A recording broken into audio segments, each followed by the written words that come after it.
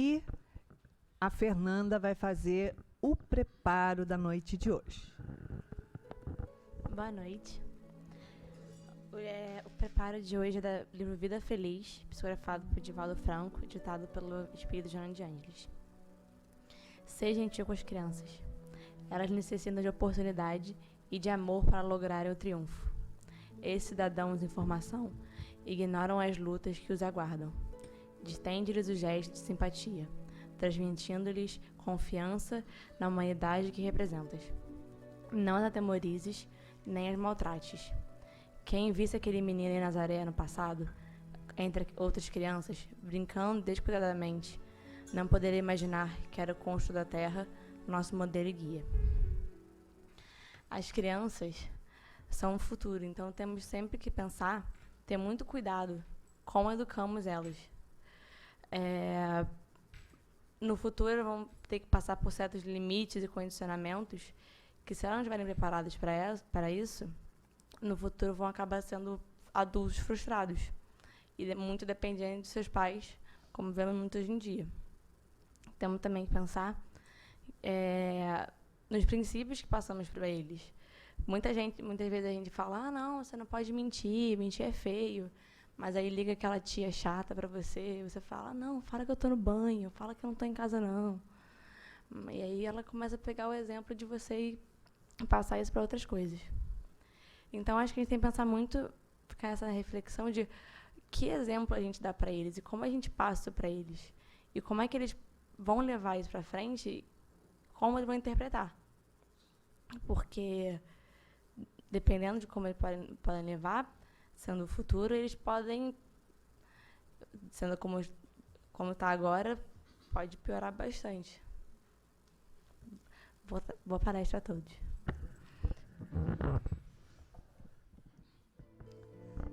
Jesus, querido mestre, amigo amorável, de todas as horas, que nos acolhe nos braços na noite de hoje, nos auxiliando, preparando-nos para compreender os seus ensinamentos. Te pedimos que nos abençoe, Senhor, como pedimos também a nossa mentora amorosa, querida, que envolva a nossa amiga querida, Jane Angelice, trabalhadora da casa, nos estudos esclarecedores que ela nos traz na noite de hoje. Graças a Deus.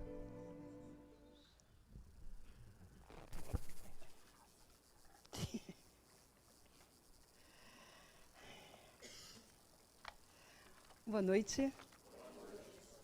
E adorei a animação, principalmente quando eu olho assim, umas carinhas que já estão comigo desde as 3:30 da tarde. Que dureza, né, moçada?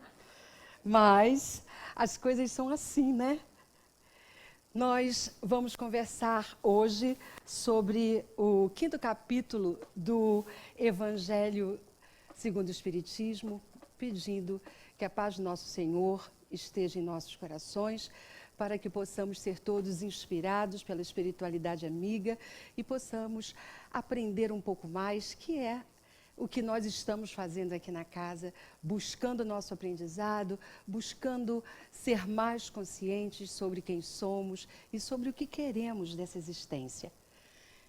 Então vamos falar de um trecho do 5º capítulo do Evangelho, que trata de bem-aventurados os aflitos. É o 5º capítulo e é exatamente onde Allan Kardec começa a falar das bem-aventuranças que foram ditas pelo Mestre no Sermão do Monte. Vale uma reflexão já de início, porque quando nós falamos das bem-aventuranças, bem-aventurados os aflitos no 5º, bem-aventurados os mansos e pacíficos, bem-aventurados os que são perseguidos, bem-aventurados os pobres de espírito, são todos necessitados. E as bem-aventuranças não fazem o menor sentido se nós não tivermos em mente a vida espiritual. Se nós estivermos apenas voltados para essa vida material, qual o sentido que poderia fazer nas nossas vidas considerarmos como bem-aventurança todos esses estados de vida que Jesus faz referência no Sermão do Monte? Isso não faria o menor sentido. Só faz sentido para aqueles que começam a entender a vida espiritual e a dimensão espiritual. Porque atrás de todas as bem-aventuranças, ou de todos esses sofrimentos, na verdade, Jesus tem uma promessa, que é a promessa que está ligada àquilo que vamos conseguir na vida futura. E é isso que faz todo sentido. Bem-aventurança, ou que se traduz por bem-aventurado da palavra grega, quer dizer exatamente alegria profunda da alma. Só podemos ter alegria profunda na alma com esse olhar, o olhar do mundo espiritual. No livro Boa Nova, psicografado por Francisco Cândido Xavier e ditado pelo espírito Humberto de Campos, no capítulo 11, Humberto de Campos fala para nós do Sermão do Monte. E o capítulo começa falando de um diálogo, de uma conversa que Levi, que depois se tornou Mateus, teve com alguns desses perseguidos, alguns desses necessitados da vida, que no fundo somos todos nós. Ele estava conversando nesse início com Áquila, Lisandro e Pafos.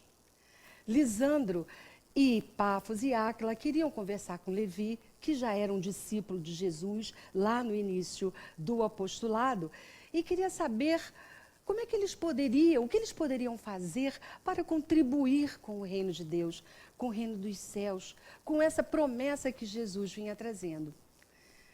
E Levi responde para eles dessa forma: Lisandro, o que é que você pode fazer pelo reino dos céus, aleijado como você é? Virou para o Áquila e disse: você, Áquila, que está cheio de aflições. Na verdade, Áquila não tinha as aflições. Áquila tinha sido expulso e perseguido pela família por conta de alguma coisa que o texto não menciona. Pafos é que estava carregado de aflições. E ele vira para essas três criaturas e diz: o que vocês podem fazer para contribuir para o reino de Deus e para contribuir para este mundo de que Jesus fala? Eles saíram de perto de Levi muito abatidos, porque eles queriam entender essa promessa de Jesus. E Levi tinha tirado todas as esperanças deles com aquela conversa. Logo em seguida, chega Jesus com outros apóstolos. E Levi vai conversar com Jesus sobre o que aconteceu.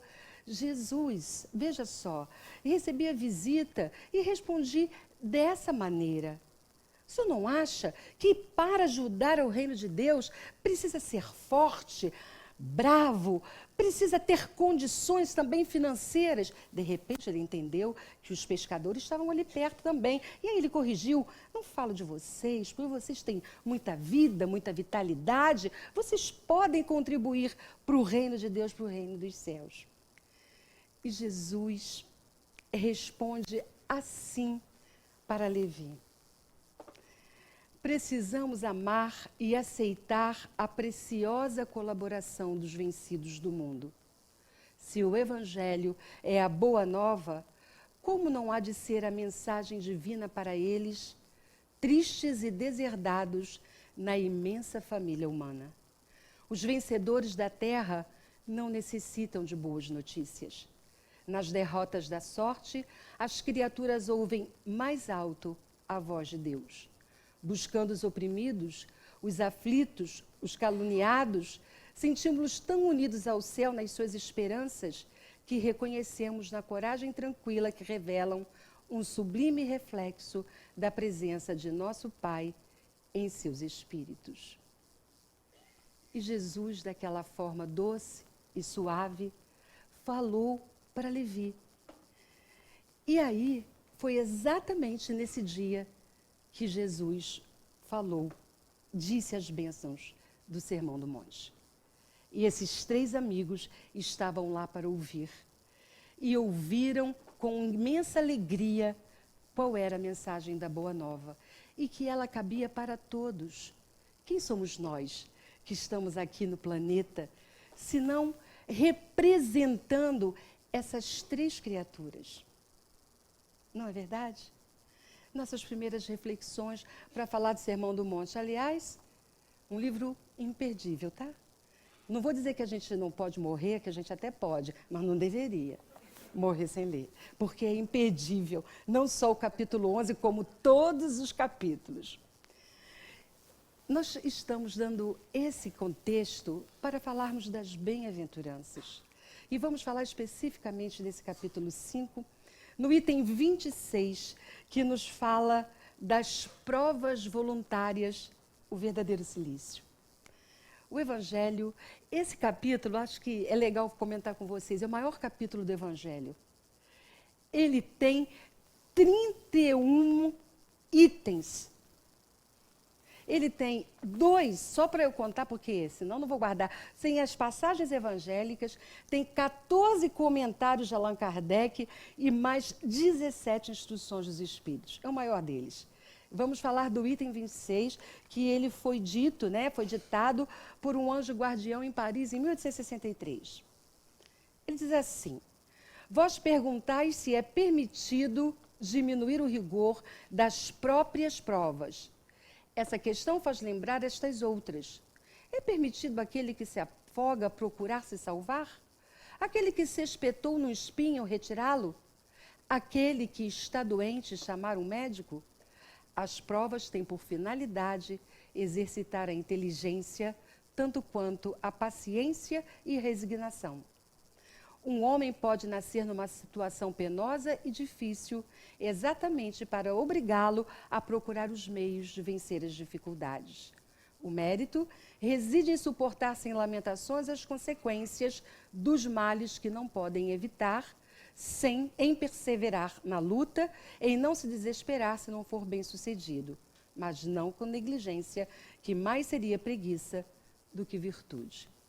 Vamos falando então das provas voluntárias e pensando, qual é o mundo que vivemos? O mundo das provas e das expiações. Então não dá para excluir a prova da nossa vida. As provas fazem parte da nossa história. Agora, vale reflexão. Se as provas são necessárias para o nosso crescimento, se elas são necessárias para a nossa evolução, elas não precisam ser obrigatórias nem invencíveis. Nós não precisamos nos deixar vencer por elas e também entender aquela situação assim que, bom, esse é o meu karma e daqui não saio. Daqui é um movimento, porque quem sabe, se eu sofrer mais um pouquinho, eu me liberto dessa história e não vivo mais isso. Não é essa a proposta. É preciso que a gente comece a entender por que temos dor. E não estou falando de sofrimento, estou falando das dores. Por que temos dores? Porque estamos no mundo de provas e expiações e porque nele ainda teremos dores inevitáveis. Vou dizer para vocês quais que são, aonde existe determinismo para a dor e para a prova. Nós não podemos fugir das perdas por morte dos entes queridos. É possível fugir disso? É possível evitar? Está em nossas mãos evitar a dor da perda de um ente querido? Não está em nossas mãos. Então, isso é uma dor inevitável. Mas está em nossas mãos tratar disso de uma outra maneira. E aí eu fico refletindo e perguntando, por que ficamos doentes? Das doenças mais suaves às mais graves. Por que será? As doenças existem porque ainda não fomos capazes de viver outra forma de aprendizado. Quando nós formos capazes de viver com outra forma de aprendizado, nós não teremos mais esse tipo de dor. essas doenças que aparecem e que às vezes é uma rinite enjoada que perturba a vida da gente, como aquela mais grave. E vocês já perceberam que quanto mais a ciência avança, quanto mais ela descobre soluções para curar as nossas doenças, parece que elas se aprofundam? Parece que elas ficam mais graves? A gente achava que estava livre do mosquito. E agora não é mais só dengue. O mosquito, ele pinta e borda na vida da gente. Parece que a coisa se aprofunda quando a gente pensa que está andando. Não, aprofunda. Por que será que aprofunda? Por que será que quando a gente pensa que está se livrando dessa história, ela se aprofunda? É porque ainda não aprendemos a dar significado e o real sentido a isso. Quando nós aprendermos a dar o real sentido e significado à dor, nós vamos lidar com isso de uma outra maneira. E vamos começar a perguntar, não por quê, para quê? Qual a lição que eu preciso ter dessas situações, dessas provas que eu vou vivendo na minha vida? No primeiro capítulo do Evangelho, Allan Kardec fala da aliança que precisa haver entre a ciência e a religião. Joana traz um tipo de aliança, esse tipo de aliança. Joana está unindo para nós a psicologia com a religião. Olha que coisa bela que Joana traz para nós, que é o exemplo do que Allan Kardec botou no primeiro capítulo do Evangelho. E Allan Kardec fala que nós precisamos entender essa integração. Muito provavelmente, quando nós entendermos essa integração, os seres integrais que nós somos e que tudo faz parte de tudo, e que precisamos de absolutamente tudo para sermos quem somos, nós teremos dado o salto que nós estamos tanto buscando para aquela felicidade que nós estamos querendo ter, porque é tudo que a gente quer. No Livro dos Espíritos, não existe uma pergunta. Não sei o número, nem me pergunte, porque eu não vou saber. Mas pergunta se a felicidade é possível. A felicidade no mundo, neste mundo que a gente tem, ainda é relativa. Relativa por quê? Não é possível ter felicidade completa com um mundo que ainda tem tantas dores. Com um mundo que ainda tem tantas dificuldades. Mas nós temos a obrigação de viver a felicidade possível neste mundo. Mergulhar na dor, trazer mais dor, aquilo que já é dor, é masoquismo. E parece que a gente gosta um pouquinho de viver com masoquismo, porque aí a gente tem oportunidade de se colocar naquele papel enjoado, mas que dá conforto, que é o da vítima. O que a doença faz conosco? Faz com que a gente tenha muita atenção. Faz com que as pessoas que estejam ao nosso redor, aqueles que vão em algum momento cuidar de nós, dêem muita atenção. Então, tudo é por quê? Por conta da nossa carência. Na verdade, a gente começa a entender que tudo é por causa do amor, ou da falta dele, ou da crença que a gente tem de que não existe amor em nossa vida, ou até de que não somos amados. É uma distração da nossa mente. É um equívoco. E aí a Joana diz para a gente que quando esse equívoco acontece, ela fala isso em todos os livros da sua série psicológica. É porque nós estamos identificados com o mundo de fora, com o mundo exterior. E o que é o mundo exterior? É essa busca que a gente passa a vida inteira. Primeiro, eu preciso estudar muito. Falo de cadeira, de experiência própria. Primeiro, eu preciso estudar.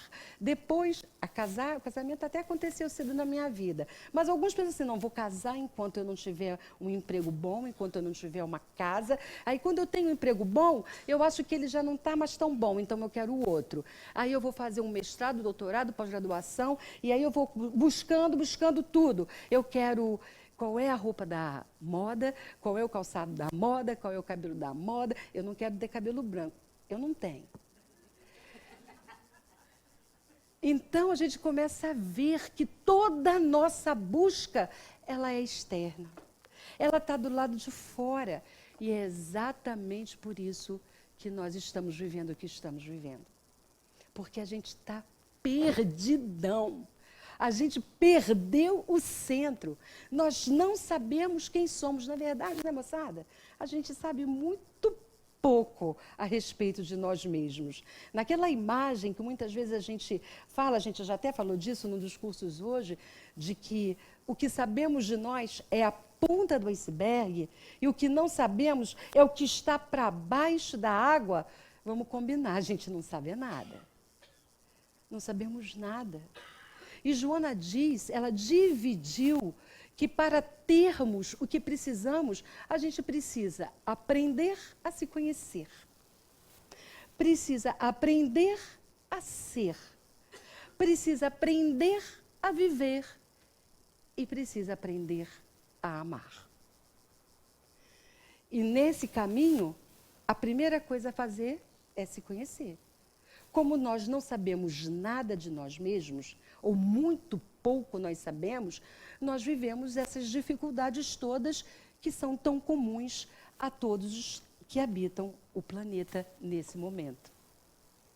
E quando fala de aprender a ser, como é que a gente vai aprender a ser se a gente só está preocupado em ter?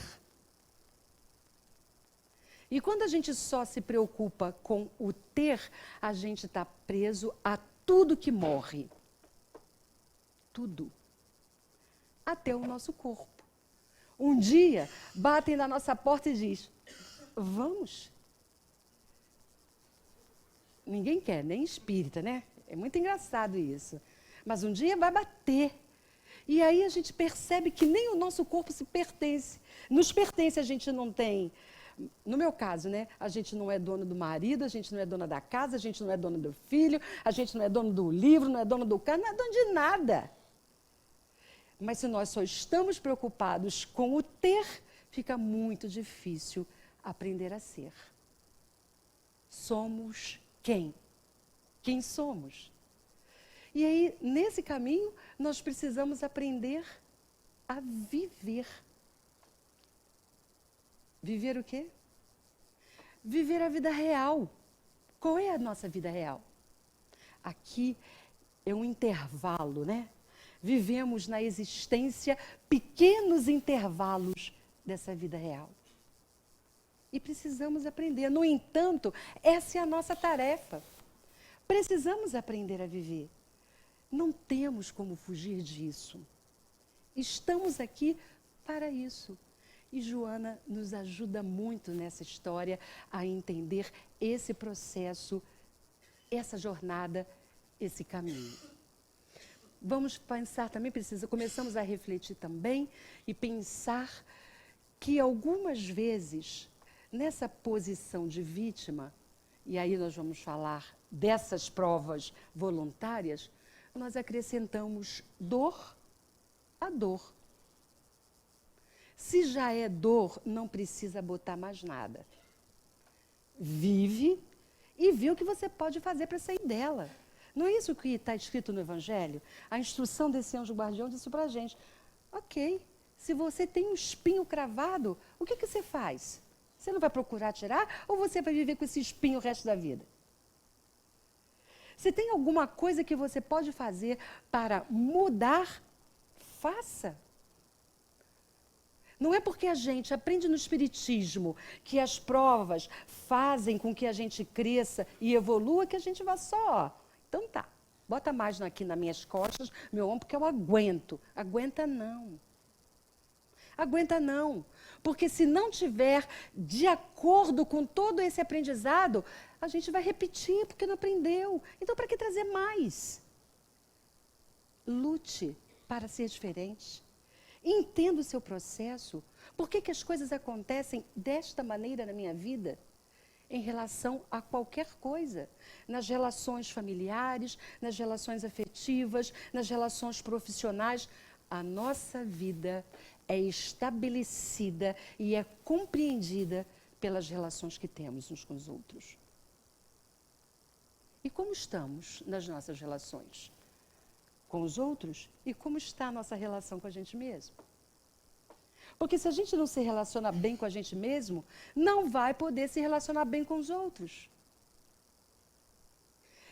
E ainda temos outros aspectos que interferem nessa história das provas voluntárias, nessa prisão que nós temos em relação a nos conhecermos, em relação a sermos, em relação a vivermos, em relação a amarmos.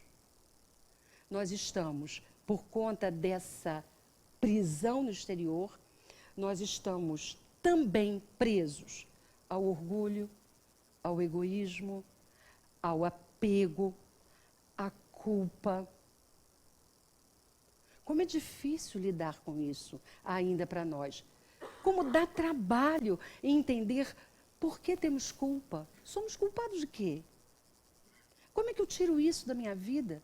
Como eu afasto a culpa que eu já sei que paralisa, mas ainda não consigo me livrar disso? Como é que eu começo a entender os motivos pelos quais as minhas relações têm os problemas que têm?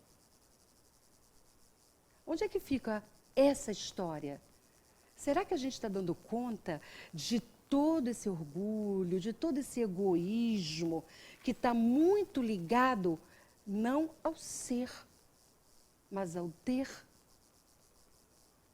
O que é que nos movimenta e nos aciona nessas relações? Estamos aqui para refletir. Existe uma frase muito conhecida no meio espírita que se diz que as pessoas, quando chegam à casa espírita, ou chegam pela dor ou chegam pelo amor. E aí, não quero fazer essa estatística não, mas a moçada fala que a maioria chega pela dor. O Espiritismo precisa fazer isso por nós. Aliás, ele veio para fazer isso por nós. E nós vamos fazer o que por nós mesmos? Como é que vamos trazer esse consolo prometido, que é o Espiritismo, que Jesus prometeu lá atrás, para que ele possa, junto conosco, fazer as transformações necessárias e nós conseguirmos toda a reforma íntima que nós nos propomos? Nós, às vezes, nos esquecemos, mesmo falando muito de reencarnação, de que a gente vai e volta, que existe um planejamento espiritual muito consistente, muito sério para esse retorno à vida. Como nós estamos muito presos ainda a essa dimensão material, mesmo que a gente saiba, a gente converse, estuda, lê os livros e faz os cursos, a gente esquece disso. E esquece que o ser psicologicamente maduro precisa assumir responsabilidades. O ser psicologicamente maduro, ele precisa dar conta da sua própria vida, sem terceirizar o que quer que seja. Porque ninguém é responsável pelo que acontece conosco, apenas nós mesmos. Então vamos prestar atenção no que é a dor, que tipo de dor a gente sente. São aquelas dores que são comuns a todos os seres humanos, habitantes do planeta? Por que a gente dá tanto valor à dor, se a gente já sabe que a dor é um instrumento de aprendizado? Por que a gente se perde tanto nessa história da dor e fica procurando cada vez mais dores sem entender esse processo? Já não podemos mais nos permitir isso, meus amigos. É preciso que a vinda à casa espírita, que os cursos que a gente faz, que os livros que a gente lê e toda ajuda que a espiritualidade amiga dá para nós, façam esse trabalho que é nosso. E é por isso que estamos aqui, uma quinta-feira, à noite, ouvindo falar das bem-aventuranças de Jesus. ouvindo falar dos ensinamentos de Joana para o nosso autoconhecimento e para a nossa felicidade possível na Terra. O Evangelho continua no seu texto. Aqui há uma grande distinção a fazer. Contentai-vos com as provas que Deus vos envia. Não aumenteis a sua carga, às vezes tão pesada. Aceitai-as sem lamentações e com fé. É tudo o que vos pede. Não debiliteis o vosso corpo com as privações inúteis e mortificações sem objetivo, porque tendes necessidades de todas as vossas forças para realizar a vossa missão de trabalho na terra.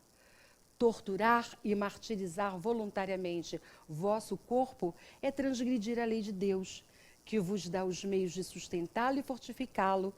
Enfraquecê-lo sem necessidade é um verdadeiro suicídio. Usai, mas não abuseis, essa é a lei. O abuso das melhores coisas acarreta punição por suas consequências inevitáveis. O Evangelho está fazendo referência aqui, quando fala do verdadeiro cilício, e quando fala de cilício, era um instrumento de autoflagelação cheio de pontas, que às vezes a gente ainda vê algumas imagens, a gente tem algumas tradições religiosas, ainda persistem com essas práticas, que é aquele cinto cheio de pontas que batem, né, que ferem o corpo físico. Nós que já vivemos num outro momento, não fazemos esse tipo mais de flagelação. Pelo menos não a do cinto cheio de pontas. Mas a gente come mal, a gente bebe mal, a gente é sedentário, não faz o exercício físico que deveria fazer. Isso também é autoflagelação de corpo. E temos aqui, nesse momento, que talvez nos constranja mais, que são os nossos cilícios mentais. Nesse momento, nós convivemos muito mais com esse tipo de cilício, o cilício dos pensamentos. O que o pensamento faz com a gente? O pensamento cria formas, o pensamento materializa as situações da nossa vida. E aí o que a gente faz? A gente se autoflagela mentalmente o tempo inteiro. Oh, coisa difícil, educação de pensamento, né, moçada? Como dá trabalho isso? Quando a gente percebe, putz, não é que escorreguei de novo? Lá estou eu pensando no que não preciso mais pensar. Por que eu estou fazendo isso? Para quê? E aí quando a gente vê, tão deslambada. E aí a gente fica assim, puxa, mas por quê? Por que isso está acontecendo na minha vida? E Darcy fala toda hora aqui para a gente o seguinte, não sei se o percentual é esse, que eu não me lembro, mas ela diz que 80, sei lá se é 80, mas é por aí, um percentual altíssimo das coisas que a gente vive são absolutamente desnecessárias. E aí a gente diz que tudo é karma. A gente diz que tudo está no nosso planejamento reencarnatório. Como a gente gosta de se enganar, né, não, moçada? Puxa, como a gente gosta desse comportamento infantil de se auto-enganar. Ao invés de dizer assim, não, isso eu não quero mais para mim, eu afasto isso da minha vida, porque eu não preciso mais viver isso. Não preciso. Eu posso, eu tenho condição de transformar. O título da nossa lição é Provas Voluntárias. Voluntárias tem a ver com a vontade. Onde é que eu estou colocando a minha vontade? Em trazer mais provas ou eliminá-las? Ou até diminuí-las, se é que eu não posso acabar com elas nesse momento, se eu ainda não aprendi, ela vai continuar a ser uma forma desse aprendizado. Então temos que ter cuidado sempre com o que pensamos, com os nossos cilícios mentais, com as nossas preocupações. A gente se preocupa demais. Ao invés de se ocupar das coisas, a gente se preocupa. E quando nós estamos aqui conversando nesse momento, vamos falando de evangelho, preciso muito me concentrar, educar meu pensamento, não posso pensar nas coisas que estão lá fora, nas nossas atribulações, em toda a situação terrível do país, na transição do planeta. Tudo que a gente fala e começa a conversar, aí o nosso pensamento vai, ó, para fora.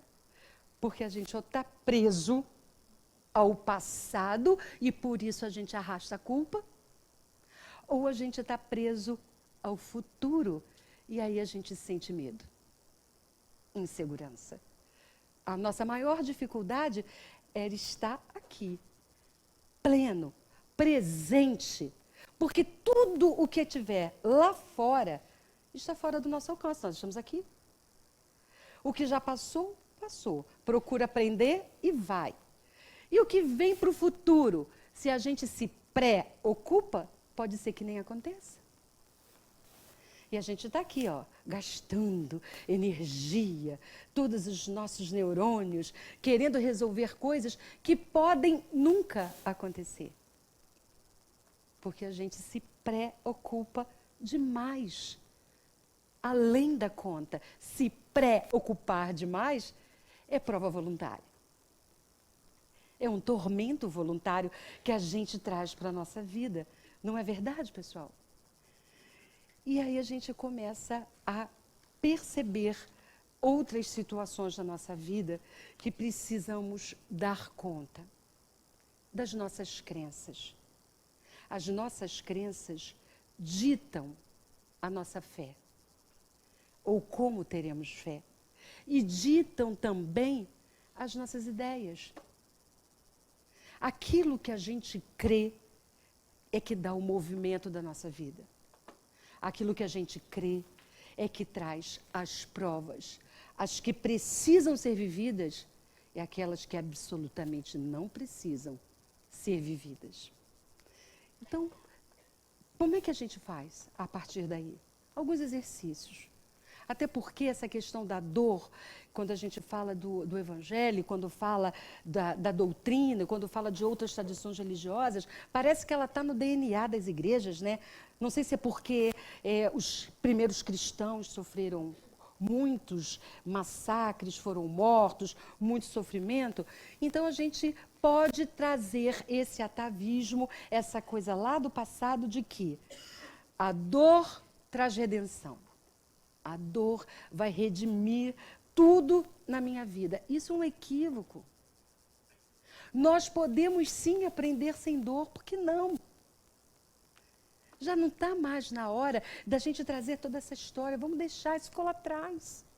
Já precisamos disso. Hoje não precisamos mais, porque nós caminhamos, nós aprendemos. E tem alguns exercícios, então, que a gente pode fazer. Que é evitar, como a gente está falando, esse sofrimento desnecessário. Quando o sofrimento vem, a dor vem, a gente diz, é necessário? Eu preciso viver isso? Ou eu não preciso viver? Já vi a papeleta, estou acabando. Ou eu não preciso viver? Não é verdade? Vamos evitar, tanto quanto possível, a autoflagelação da culpa.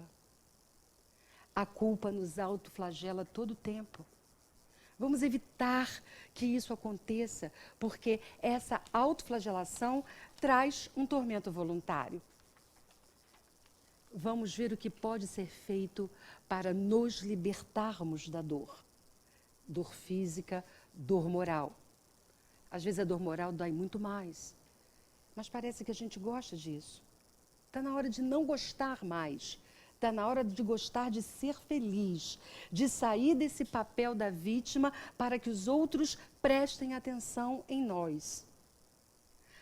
Outra coisa que é bom nesse momento a gente pensar, preocupar-se além da conta pelo outro.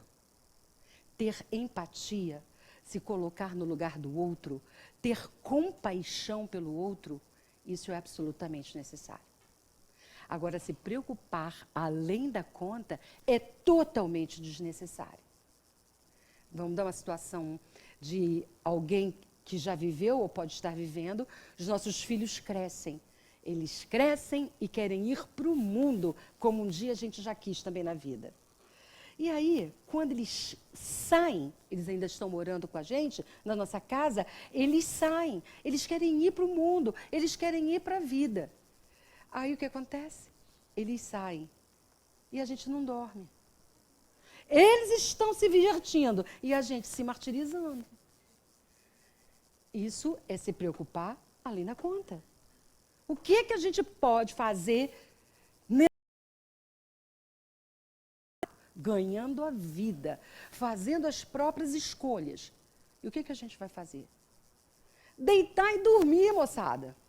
Porque a notícia ruim bate na porta. Não é verdade? Vamos fazer um esforço.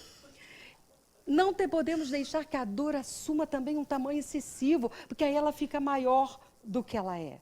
Pintar também a situação mais difícil. Ah, ela é um pouquinho assim, mas eu quero muito a sua atenção. Aí ela fica desse tamanho, eu pinto com quadros, coloridos não, porque colorido todo mundo gosta. Ele vira negro, 50 tons de cinza.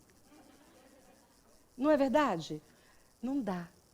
E sempre, né, pessoal, mudar a pergunta. Para que estamos vivendo isso? E não por quê. Estamos terminando o nosso tempo e vamos terminar com a reflexão e retirar o espinho cravado, que foi uma expressão que o Evangelho usou no seu texto, que foi esse espírito guardião que até usou. Retirar o espinho cravado será sempre uma escolha. E delas nós não podemos fugir. Eu desejo então para todos nós ótimas escolhas. Que todos possamos tirar todos os espinhos cravados, para que possamos alcançar a plenitude do ser que somos. Vamos tirar todos os pesos inúteis que ainda atrapalham a nossa jornada. E entender que a dor pode ser, sim, uma bênção. E voluntariamente não trazer o que não precisamos viver. Que o Senhor nos abençoe sempre.